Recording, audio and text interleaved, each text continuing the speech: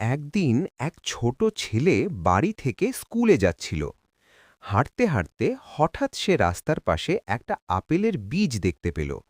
ছেলেটা ভাবল, এটা যদি আমি মাটিতে লাগাই তাহলে হয়তো একদিন বড় গাছ হবে।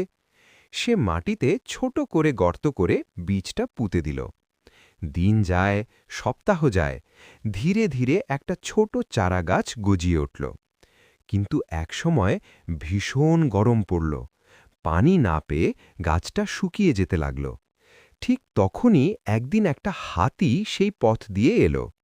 হাতিটা গাছটার অবস্থা দেখে থেমে গেল। সে কাছে থাকা পুকুর থেকে তার শুঁড় দিয়ে পানি নিয়ে এসে গাছটায় ঢালতে লাগল। প্রতিদিন সে এসে গাছটাকে পানি দিত। কয়েকদিন পর গাছটা আবার সবুজ হয়ে উঠল, আর কিছুদিনের মধ্যেই সেটা বড় একটা আপেল গাছে পরিণত হল। ছেলেটা যখন আবার সেই পথে এলো,